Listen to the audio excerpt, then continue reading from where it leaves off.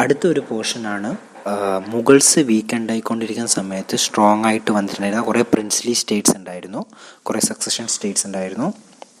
അതിൻ്റെ അകത്ത് ഇമ്പോർട്ടൻ്റ് ആയിട്ടുള്ള ഒന്നാണ് മറാത്താസ്. മറാത്താസ് എന്ന് പറയുമ്പം ഈ ഔറംഗസീബ് മരിക്കുന്ന സമയത്ത്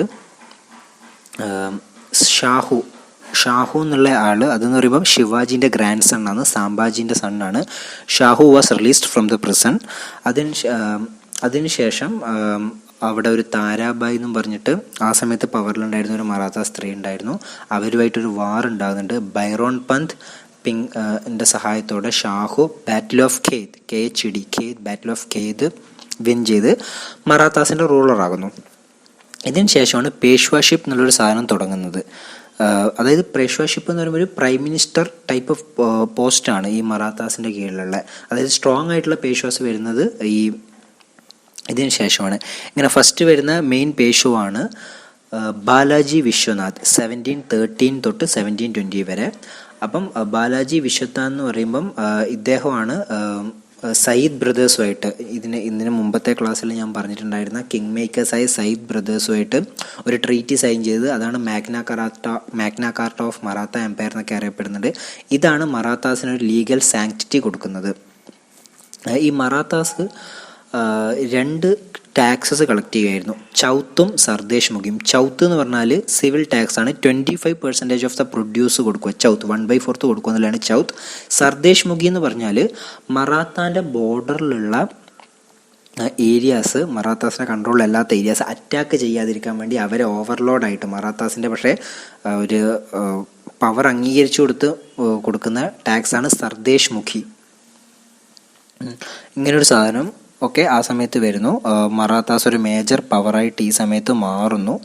പിന്നെ സെക്കൻഡ് പേഷ്വാണ്, പിന്നെ വരുന്ന മെയിൻ പേഷ്വാണ് ബാജിറാവുവിൻ്റെ സമയത്ത്. ബാജിറാവു എന്ന് പറയുമ്പം എന്താ പറയുക, അതിനു മുമ്പുണ്ടായിരുന്ന ബാലാജി വിശ്വനാഥിൻ്റെ മകനാണ്. അപ്പോൾ എന്ന് വെച്ചാൽ ഈ ഒരു സമയം തൊട്ട് എന്തായി, ഈ പേഷ്വാഷിപ്പ് എന്നുള്ള സാധനം ഹെറിഡിറ്ററി ആയി.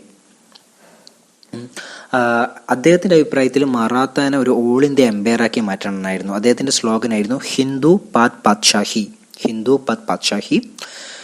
He declared that Maratha flag fly ചെയ്യും ഫ്രം കൃഷ്ണ ടു അറ്റക്.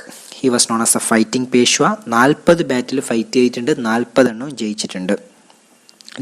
ഹൈദരാബാദ് നിസാമിനെ ബാറ്റിൽ ഓഫ് പാൽഘട്ടിൽ തോപ്പിച്ചിട്ടുണ്ട്. 1725 ബാറ്റിൽ ഓഫ് ഭോപ്പാൽ 1735 തോപ്പിച്ചിട്ടുണ്ട്. ഗുജറാത്ത്, മാൾവ ഇതൊക്കെ മുഗൾസിൻ്റെ കയ്യിൽ നിന്ന് കോൺക്വർ ചെയ്യുന്നുണ്ട്.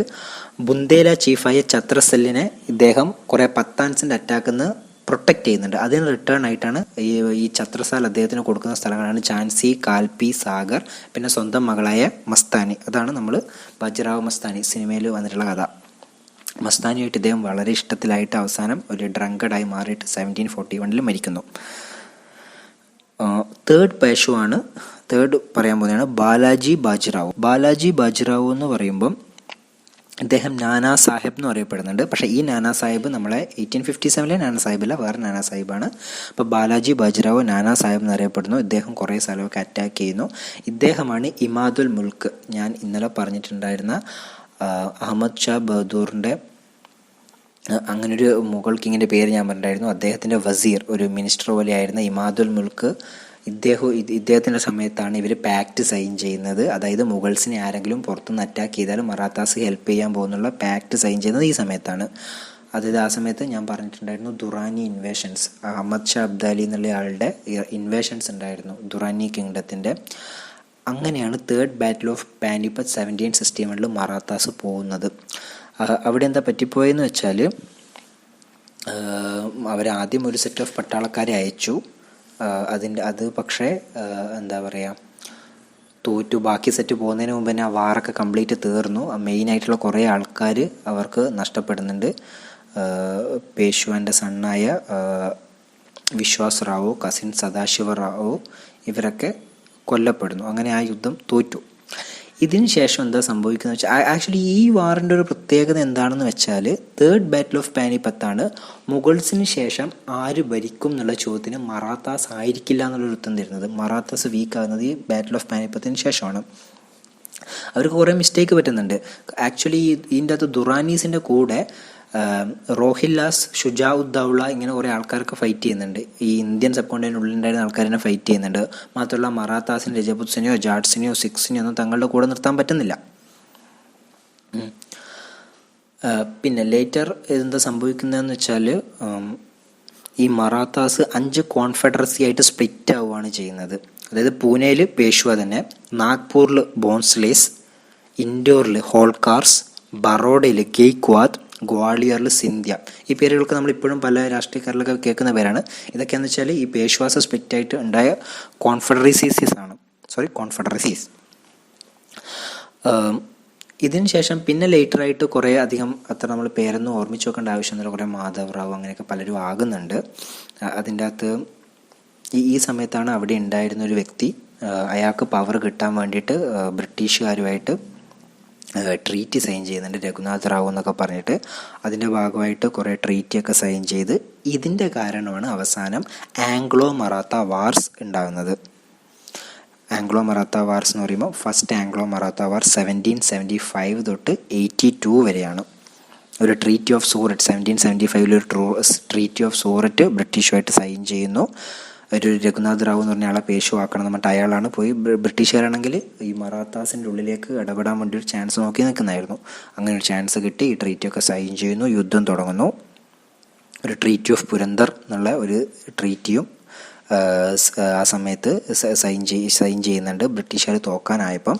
പക്ഷേ അതിനുശേഷം എന്താ പറയുക, വീണ്ടും യുദ്ധം കണ്ടിന്യൂ ചെയ്യുന്നു. അവസാനം സ്റ്റാൾമേറ്റിലാണ്, അത് ആരും ജയിക്കുന്നൊന്നുമില്ല. 1782 ട്രീറ്റി ഓഫ് സൽബൈ വഴിയാണ് ഫസ്റ്റ് ആംഗ്ലോ മറാത്ത വാർ എൻഡ് ചെയ്യുന്നത്.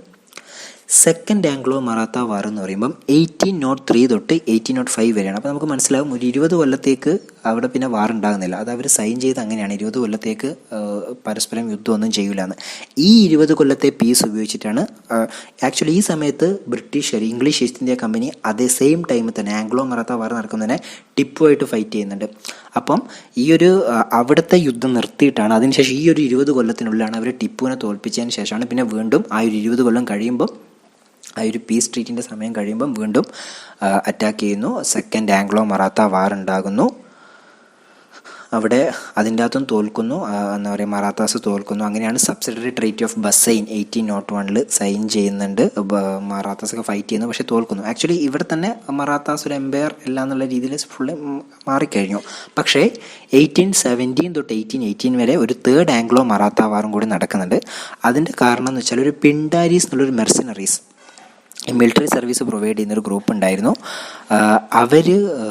അവർക്ക് മറാത്ത എംപയർ ഇല്ലാതായപ്പോൾ അവർക്ക് അവരുടെ ജോലിയൊക്കെ നഷ്ടപ്പെട്ടപ്പോൾ അവർ ഈ മോഷണം, നൊട്ടോറിയസ് ഡാക്കോയിറ്റീസിലേക്കൊക്കെ നീങ്ങിയ സമയത്തുണ്ടായ ഒരു ഫൈറ്റാണ്, ഒരു ബാറ്റിൽ പോലത്തെ സാധനമാണ് പിന്നീട് തേർഡ് ആംഗ്ലോ മറാത്ത വാറായിട്ട് മാറുന്നത്.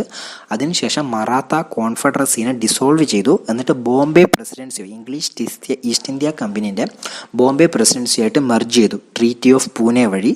അതിനുശേഷം അവിടെ ഉണ്ടായിരുന്ന ബാജിറാവു എന്ന് ആ സമയത്തുണ്ടായിരുന്ന ഒരു പേഷ്വയുണ്ട്, അദ്ദേഹത്തിനെ കാൺപൂരിലേക്ക് അങ്ങോട്ടേക്ക് അയച്ചു. അപ്പം എന്നിട്ട് പക്ഷേ ആ മറാത്ത പ്രൈഡ് എന്നുള്ളൊരു സാധനത്തിനെ ഹേർട്ട് ചെയ്യാതിരിക്കാൻ വേണ്ടിയിട്ട് അതിൻ്റെ ഒരു പിൻഗാമികളെ വെച്ചിട്ടാണ് ഒരു സത്താറ എന്നൊരു പ്രിൻസ്ലി സ്റ്റേറ്റ്സും ഉണ്ടാക്കി. ഇത്രയുമാണ് മറാത്താസ്. ആ ഭാഗത്തുനിന്ന് നമ്മൾ മോഡേൺ ഇന്ത്യൻ ഹിസ്റ്ററിയിൽ നിന്ന് ജസ്റ്റ് നോക്കേണ്ട ബേസിക് കുറച്ച് കാര്യങ്ങൾ.